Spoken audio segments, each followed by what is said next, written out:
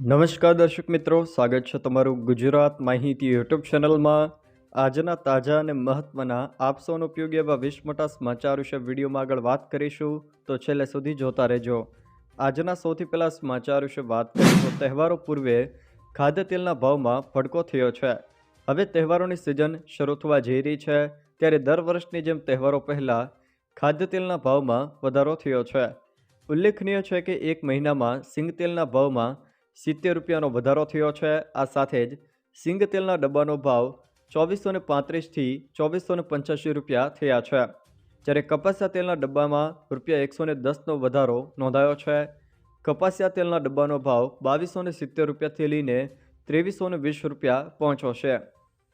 ભારે વિરોધ બાદ વાર્ષિક ભાવફેર અંગે સાબર ડેરીની જાહેરાત। સાબરકાંઠાની સાબર ડેરી સામે પશુપાલકો વાર્ષિક ભાવફેર સહિતના મુદ્દે છેલ્લા કેટલાક દિવસથી ઉગ્ર વિરોધ નોંધાવી રહ્યા છે, ત્યારે સાબર ડેરીએ વાર્ષિક ભાવફેરને લઈને મોટી જાહેરાત કરી છે। હવે પશુપાલકોને પ્રતિ કિલો ફેટના ₹995 ચૂકવવામાં આવશે। સાબર ડેરીએ ગત દિવસોમાં ₹990ના ભાવફેરની વાત કરી હતી।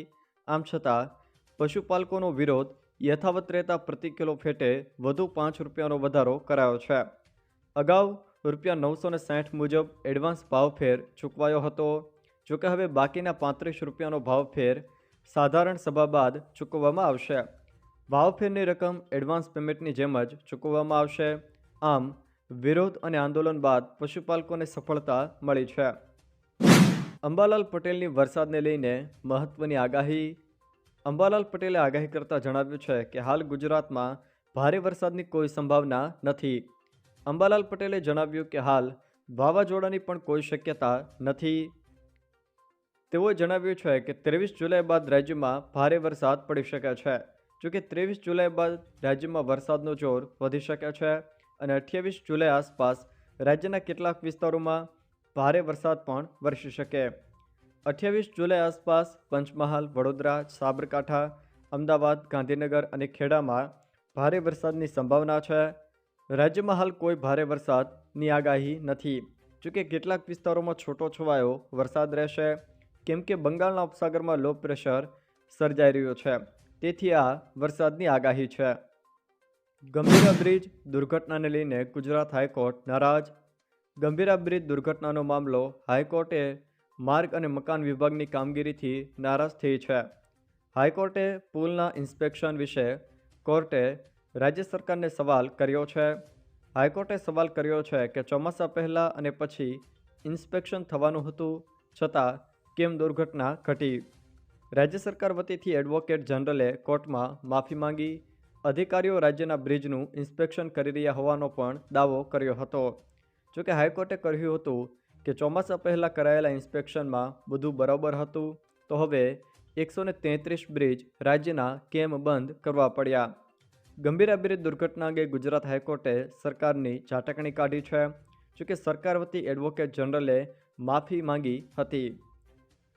સોના અને ચાંદીના ભાવમાં ફેરફાર। સોના અને ચાંદીના ભાવમાં વધારો જોવા મળ્યો છે।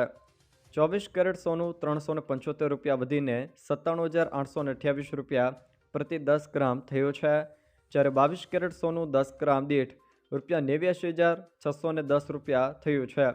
ચાંદી ₹1300 વધીને ₹1,12,300 પ્રતિ કિલો થઈ ગઈ છે, જોકે છેલ્લા કેટલાક દિવસોથી સોના અને ચાંદીના ભાવ ઘટી રહ્યા હતા, પરંતુ ટ્રેડિંગ સપ્તાહના છેલ્લા દિવસે તેમાં વધારો થયો છે।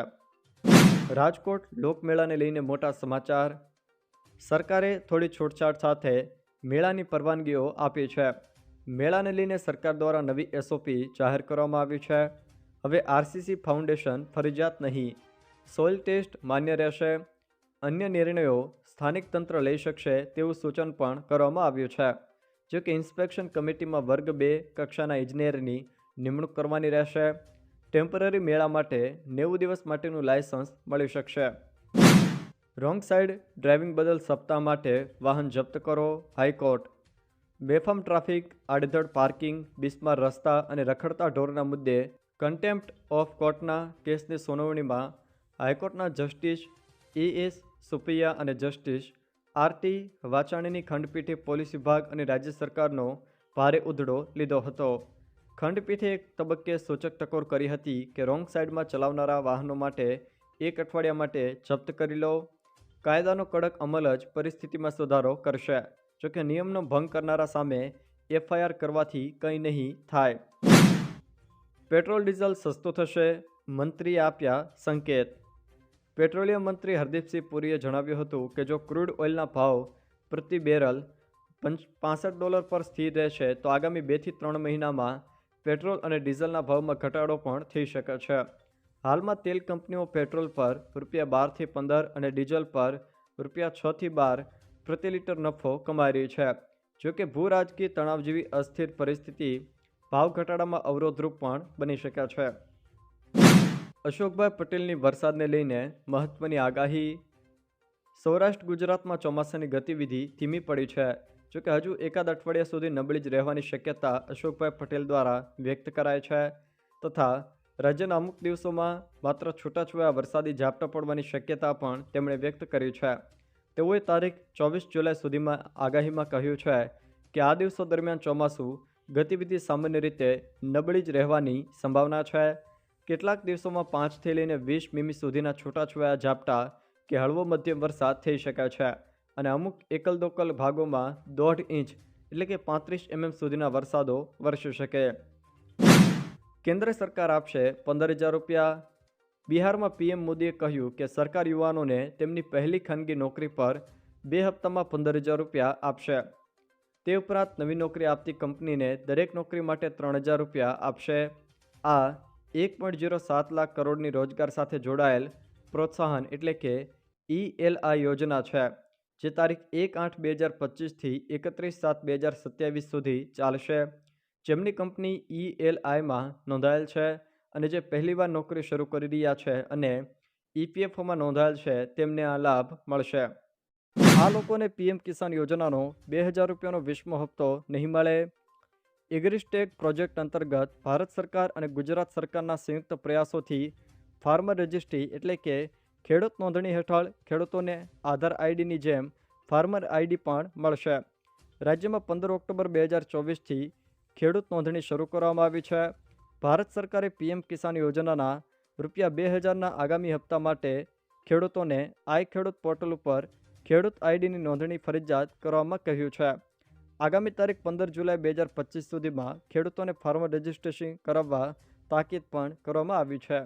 જોકે 15 તારીખ બાદ ₹2,000નો હપ્તો ગમે ત્યારે ખેડૂતોના ખાતામાં જમા થઈ શકે છે. કપાસના નુકસાન માટે કૃષિ રાહત પેકેજ જાહેર. રાજ્યમાં ઓક્ટોબર 2024માં થયેલા ભારે વરસાદના કારણે કપાસના પાકમાં થયેલા નુકસાન માટે કૃષિ રાહત પેકેજ કપાસ ઓક્ટોબર 2024 જાહેર કરવામાં આવ્યું હતું. ખરીફ 2024-25ની ઋતુમાં વાવેતર કરેલ કપાસના પાકમાં 33% કે તેથી વધુ નુકસાન થયું હોય તેવા ખેડૂતોને સહાય મળવાપાત્ર થશે. જોકે આ પેકેજ હેઠળ પ્રતિ હેક્ટર ₹11,000ની સહાય આપવામાં આવશે. વધુમાં વધુ 2 હેક્ટરની મર્યાદામાં સુધીમાં સહાય આપવામાં આવશે, એટલે કે 22,000ની સહાય આપવામાં આવશે. આ સહાય પ્રતિ ખાતા નંબર દીઠ ગામ નમૂના ક્રમાંક 8 દીઠ વધુમાં વધુ 2 હેક્ટરની મર્યાદામાં આપવામાં આવશે. સહાય મેળવવા ઈચ્છુક ખેડૂતોએ તારીખ 14/7/2025 થી તારીખ 28/7/2025 સુધીમાં ઓનલાઈન અરજી કરવાની રહેશે. જોકે આ અરજી ગ્રામ્ય કક્ષાએ ગ્રામ સેન્ટર પર સંબંધિત VLE અથવા તો VC મારફત ડિજિટલ ગુજરાત પોર્ટલ પર કરવાની રહેશે. આદેશના વેરામાં 4 વર્ષ માટે વાર્ષિક ₹200 વસૂલવામાં આવશે. ગ્રામીણ આવાસ યોજનાના લાભાર્થીઓ માટે હિતકારી નિર્ણય સરકાર દ્વારા લેવામાં આવ્યો છે. રાજ્ય સરકારે સરકારી આવાસોના લાભાર્થીઓના વ્યાપક હિતમાં એક મહત્વનો નિર્ણય કર્યો છે, જેમાં હવે રાજ્યભરમાં આવાસ લાભાર્થીઓ પાસેથી એક સમાન દરે વાર્ષિક ₹200 ઘરવેરા આકારણી પેટે લેવામાં આવશે. જોકે આ નિર્ણય અનુસાર કેન્દ્ર સરકારની ફ્લેગશિપ યોજના પ્રધાનમંત્રી આવાસ યોજના કે જે ગ્રામીણ સહિતની વિવિધ યોજનાઓમાં સરકારની સહાયથી બનેલા આવાસો માટે આ નિર્ણય લેવામાં આવ્યો છે, જેમાં સમગ્ર રાજ્યમાં ગ્રામ પંચાયત વિસ્તારોમાં સરકારની સહાયથી નિર્માણ પામેલા આવાસો માટે વાર્ષિક ₹200ના એક સમાન દરથી ઘરવેરા આકારણીની વસૂલાત કરવામાં આવશે. 2 વ્હીલર વાહનોએ ટોલ ટેક્સ ભરવો પડશે નહીં. નીતિન ગડકરી અને નેશનલ હાઈવે ઓથોરિટી ઓફ ઇન્ડિયાએ ખુલાસો કર્યો છે. નેશનલ હાઈવે પર 2 વ્હીલરને પણ ટોલ ટેક્સ આપવો પડશે. તે સમાચાર ખોટા છે. નેશનલ હાઈવે ઓથોરિટી ઓફ ઇન્ડિયાએ કહ્યું છે કે આવી કોઈ દરખાસ્ત વિચારણા હેઠળ નથી. National highway authority of India પર હવે 2 વ્હીલર વાહનોએ ટોલ ટેક્સ ભરવો પડશે નહીં. એટલે કે નેશનલ હાઈવે પર ચાલતા 2 વ્હીલર વાહનોએ ટોલ ટેક્સ ભરવાનો રહેશે નહીં. નીતિન ગડકરીએ ટ્વીટ કરીને આ ખુલાસો કર્યો છે. National highway authority of India દ્વારા બનાવેલા રોડ પર હવે 2 વ્હીલર વાહનોએ પણ ટોલ ટેક્સ ભરવો પડશે તેવા સમાચાર ખોટી રીતે ફેલાયા હતા. જોકે 15 જુલાઈથી આ નિયમ લાગુ થશે તેવી અફવા ફેલાઈ હતી. તેને લઈને નીતિન ગડકરી અને NHAI દ્વારા ખુલાસો કરવામાં આવ્યો છે કે 2 વ્હીલર વાહનોએ ટોલ ટેક્સ ભરવો પડશે નહીં. આવા જે સમાચાર વહેતા થયા છે તે સમાચારો ખોટા છે. જો દર્શક મિત્રો આ વિડીયો તમને પસંદ આવ્યો હોય તો વિડીયોને લાઇક કરો, તમારા મિત્રો સાથે શેર કરો અને જો તમે અમારી ચેનલમાં નવા હો તો ચેનલને સબસ્ક્રાઈબ જરૂર કરજો, જેથી અમારા આવનારા તમામ વિડીયોની જાણકારી તમારા સુધી પહોંચી શકે.